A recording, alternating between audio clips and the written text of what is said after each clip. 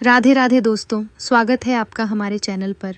अक्सर लोग सोचते हैं कि दिवाली सिर्फ श्री राम और सीता जी के अयोध्या लौटने की खुशी में मनाई जाती है, लेकिन इसके पीछे कई अन्य कहानियाँ और धार्मिक मान्यताएं भी हैं।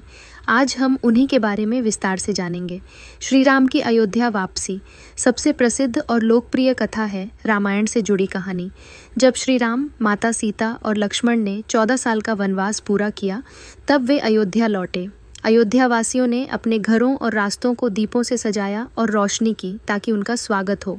इस घटना को देखकर आज भी दिवाली पर दीप जलाने की परंपरा है। यह केवल जश्न नहीं बल्कि अंधकार पर प्रकाश और बुराई पर अच्छाई की जीत का प्रतीक भी है। वामन अवतार की कथा दिवाली से जुड़ी दूसरी कहानी है भगवान विष्णु के वामन अवतार की।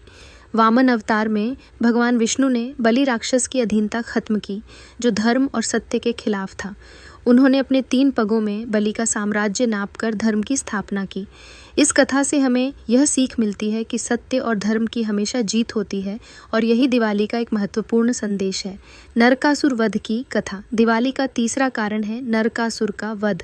नरकासुर एक अत्याचारी राक्षस था जिसने लोगों को परेशान किया। भगवान कृष्ण ने नरकासुर का वध करके भक्तों को मुक्त किया।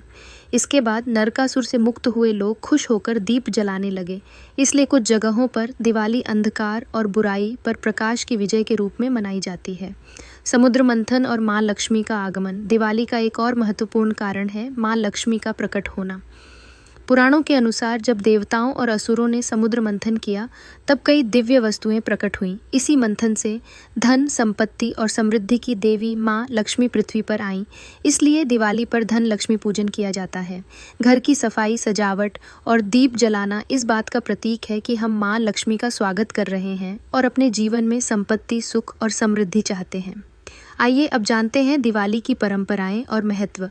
दिवाली केवल कहानियों तक सीमित नहीं है, इसका जीवन में भी गहरा महत्व है।